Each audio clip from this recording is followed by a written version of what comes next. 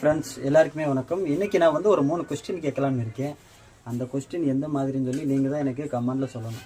மொதல் கொஸ்டின் என்னென்னா, பல்லி வந்து நம்ம மேலே விழும்போது ஐயோ அம்மா பல்லி விழுந்துருச்சுன்ட்டு நம்ம பெரியவங்கள்ட்ட யோசனை கேட்போம், இல்லை நெட்டில் சர்ச் பண்ணுவோம். 3வது போன உடனே குளிச்சிருவோம். செகண்ட் என்னென்னா, அதே பல்லி நம்ம பாசிட்டிவானதை திங்க் பண்ணும்போது சத்தம் போடும்போது ஐயோ பல்லி சத்தம் போட்டுருச்சு, இன்றைக்கி நல்லது நடக்க போகுதுன்னு பல்லியை பாராட்டுறோம். செகண்ட் கொஸ்டின் என்னன்னா, காகம் வந்து நம்ம ஏதோ காய போடும்போதோ இல்லை தேங்காய் சில்லி ஏதோ எடுக்கும்போதோ நம்ம உடனே குச்சி எடுத்து விரட்டுறோம், கல் எடுத்து எறிகிறோம்.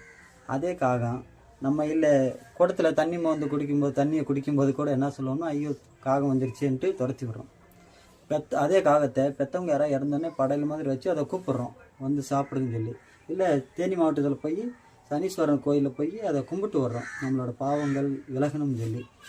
அது மட்டும் நம்ம செய்யலாமா? நீங்களே சொல்லுங்கள். மூணாவது கொஸ்டின் என்னன்னா, நாய் வீட்டுக்குள்ளே வரும்போது கல்லெடுத்து எறிகிறோம், திருப்பி அதை கோயிலில் போய் பைரவான்னு சொல்லி கையெடுத்து கும்பிட்றோம்.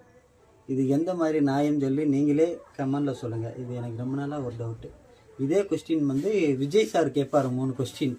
இதில் நினைத்தேன் வந்த படத்தில் வந்து, அது எனக்கு கல்யாணத்துக்கு தாலி கட்டுறாங்க, ஏன் 3 முடிச்சு போடுறாங்க, ஏன் 2 போடக்கூடாதா இல்லை 4 போடக்கூடாதா?